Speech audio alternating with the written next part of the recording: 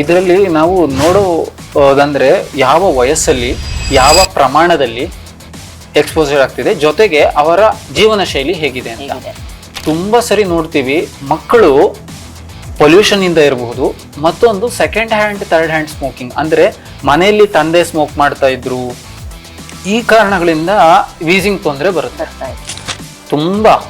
ಅದರಲ್ಲಿ ತುಂಬಾ ಸ್ಟಡೀಸ್ ಇದೆ. ಇದು ಇಷ್ಟೇ ಅಲ್ಲ, ಪ್ರೆಗ್ನೆನ್ಸಿ ಟೈಮು, ಪ್ರೆಗ್ನೆನ್ಸಿ ಟೈಮಲ್ಲಿ ಅವ್ರು ಎಷ್ಟು ಹೊಗೆ ಕುಡಿದ್ರು ಅನ್ನೋದ್ರ ಮೇಲೂ ಸಹ, ಎಷ್ಟು ಪೊಲ್ಯೂಟೆಡ್ ಸಿಟಿಲಿ ಇದ್ರು ಅನ್ನೋದ್ರ ಮೇಲೂ ಸಹ, ಎಷ್ಟು ಮಟ್ಟಿಗೆ ಈ ಏರ್ವೇ ಡಿಸೀಸಸ್ ಅಂದ್ರೆ ಆಸ್ತಮಾ, ಅಲರ್ಜಿ ಇವುಗಳು ಬರುತ್ತೆ ಅನ್ನೋದು ಸಹ ಡಿಸೈಡ್ ಆಗುತ್ತೆ. ಸೊ ಮೊದಲನೇ ಟ್ರೈಮಿಸ್ಟರ್ ಅಂದ್ರೆ ಮೊದಲ 3 ತಿಂಗಳು ಗರ್ಭಧಾರ ಆದ ಸಮಯದಿಂದನೇ ಅವರು ಹೊಗೆ ಕುಡಿಯೋದು ಮಕ್ಕಳಲ್ಲಿ ಅಲರ್ಜಿ ತೊಂದರೆ ಇವುಗಳನ್ನ ಕಂಡು ಬರ್ತಾ ಇದೆ ಅಂತ. ಸೊ ಅದಾದ್ಮೇಲೂ ಸಹ ಸಣ್ಣ ವಯಸ್ಸಲ್ಲಿ ಇದ್ದಷ್ಟು ಶ್ವಾಸಕೋಶ ಬೆಳೀತಾ ಇರುತ್ತೆ. ಆ ಬೆಳೆಯೋ ಸಮಯದಲ್ಲಿ ಹುಟ್ಟಿದಾಗ ಶ್ವಾಸಕೋಶ ಕಂಪ್ಲೀಟ್ ಆಗಿ ಬೆಳೆದಿರಲ್ಲ, ಅದು ಹತ್ರ 18ರಿಂದ 25 ವರ್ಷದ ತನಕನೂ ಬೆಳೆಯುತ್ತೆ. ಒಳಗೆ ಹೊಟ್ಟೆಯಲ್ಲಿ ಗರ್ಭ ಸ್ಥಿತಿಲಿ ಇದ್ದಾಗಂತೂ ಇನ್ನೂ ರ್ಯಾಪಿಡ್ ಗ್ರೋತ್ ಅಲ್ಲಿ ಇರುತ್ತೆ. ಸೊ ಅಲ್ಲಿಂದ ಎಷ್ಟು ಕೆಮಿಕಲ್ಸ್, ಎಷ್ಟು ಪೊಲ್ಯೂಟೆಂಟ್ಸ್ ತಗೊಂತಾರೆ ಅನ್ನೋದ್ರ ಮೇಲೆ ಎಷ್ಟು ಡ್ಯಾಮೇಜ್ ಆಗುತ್ತೆ ಅಂತ ಡಿಸೈಡ್ ಆಗುತ್ತೆ.